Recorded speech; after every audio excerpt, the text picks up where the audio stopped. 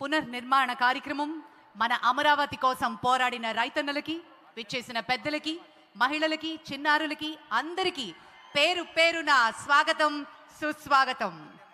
చనిపోతాం అని తెలిసి కూడా యుద్ధం చేసేవాడు ఒక సైనికుడైతే, నష్టం వస్తుంది అని తెలిసి కూడా పంటలు పండించేవాడు మన రైతన్న. ఏది రైతన్న? మీ కండువా చూపించండి. వందే మాతరం, వందే మాతరం, వందే మాతరం. జై అమరావతి, జై అమరావతి, జై జై అమరావతి. అలా ఎంతో కష్టపడి ఈరోజు మన కలల్ని సాకారం చేసుకుంటున్న శుభతరుణం రాని వచ్చింది. అమరావతి పునఃప్రారంభం మనందరి అదృష్టం. కాలం పరీక్షలు కొన్నిసార్లు మంచే చేస్తాయి అంటారు. అంతకు మించి అద్భుతాలు కూడా ఆవిష్కృతం అవుతూ ఉన్నాయి.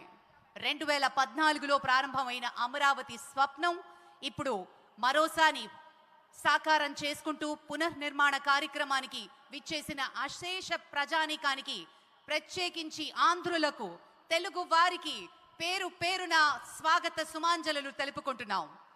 ఈరోజు ఈ కార్యక్రమానికి మరి కేంద్ర ప్రభుత్వం వెన్నుదన్నుగా నిలబడి కోట్ల రూపాయలు వెచ్చించి మన కోసం, మన అమరావతి పునఃనిర్మాణ కార్యక్రమం కోసం వెచ్చించబోతున్నారు గౌరవనీయులు, ప్రపంచమంతా చూస్తున్నటువంటి మన ప్రధాని గౌరవనీయులు నరేంద్ర మోదీ గారి చేతుల మీదుగా ఈరోజు శంకుస్థాపన, మరి అలాగే ప్రారంభోత్సవం, జాతికి అంకిత కార్యక్రమానికి మరికొద్ది సేపట్లో ఈ వేదిక ప్రాంగణం కాకపోతోంది.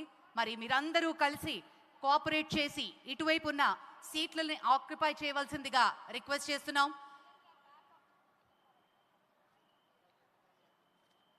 పెద్దలారా, రైతు సోదరులారా, పెద్దలారా, ఇవాళ కార్యక్రమం గురించి నెలల తరబడి ముఖ్యమంత్రి గారు ఎన్నో పరిశోధనలు, సమావేశాలు